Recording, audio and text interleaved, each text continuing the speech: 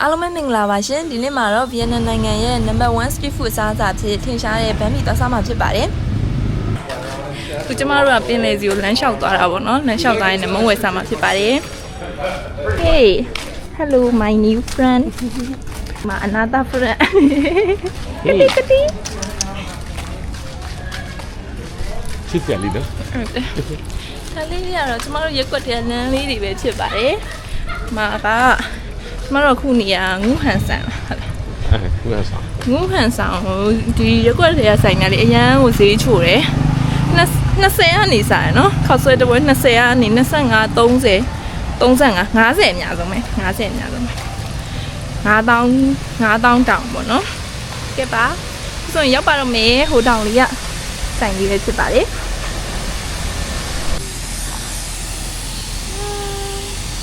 ကျွန်မမှာထားတာပါပေါ့ခန်းနဲ့ positive solution ဒါတော့ပုံမှန်ထိုင်းတာတေ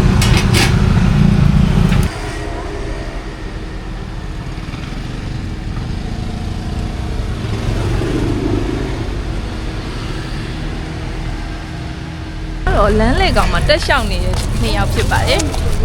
ဒီမှာကြားလာပူနေနေလေးရလာပါပြီကဲပါဒီဆိုင်ကတော့ကျမတို့ခုနေ့ကဖားသားလာစားတဲ့ဆိုင်လေးပဲဖြစ်ပါတယ်ဖားသားမာသားမာသားပြစ်ထားတယ်ဖားသားမာသားလာစားတဲ့ဆိုင်လေးဖြစ်ပါတယ်ဒါခုမှဖွင့်မှာနော်ဒီချိန်လာတိုင်းတော့အေးစစ်စစ်ပါကြ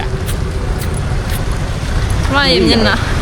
မွေးညာပဲအားကြောင့်မို့အိတ်နေရစားမယ်ဆိုပြီးဖြစ်သွားဒီချိန်ရောက်တော့ကျမခွေးကြောင်းထပ်ပါတယ်ဒီခွေးဝါလေးပါခွေးဝါလေးကြောင်းတာထပ်ပါတယ်ရှင်ခွေးဝါခွေးဝါနှကောင်ပြည့်နားလေးမှာစားမယ်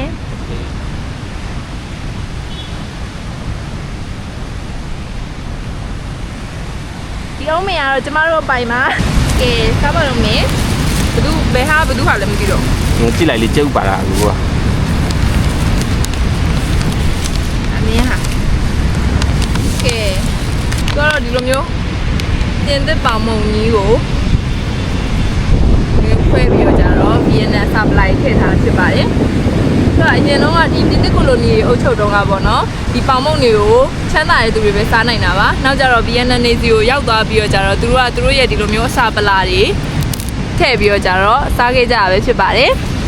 ခုကတော့ဗီယက်နမ်ရဲ့ signature အစားအစာတစ်ခုဖြစ်ပါတယ်ကျွန်မမြင်ဆန်းကြည့်မယ်နော်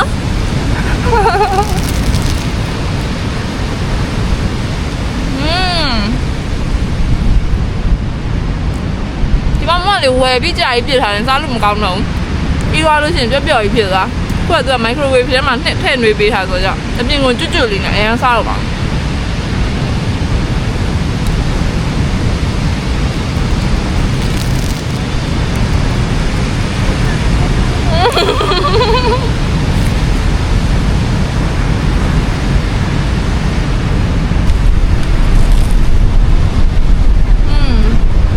ဒီဖမ်းမိရလဲလေကမ္ဘောဒီးယားနိုင်ငံမှာလည်းရှိရပါတော့သူတို့ကပြင်သစ်ကိုလိုနီအုပ်ချုပ်တဲ့နိုင်ငံချင်းတူတော့ကြတာလေကမ္ဘောဒီးယားမှာတော့သူတို့ကဒီလိုမျိုးစာပလာတွေကတော့ကွာတာပေါ့နော်အရသာကတော့တနိုင်ငံနဲ့တနိုင်ငံမတူပါဘူးကျမတော့ဒီဗီယက်နမ်ဘန်းမီကိုမကြိုက်ပါရဲ့ကျွန်မဆက်ပြီးစားလိုက်အောင်မယ်နော်ကြည့်ပေးရတဲ့အတွက်အားလုံးကိုကျေးဇူးတင်ပါတယ်ဘိုင်ဘိုင်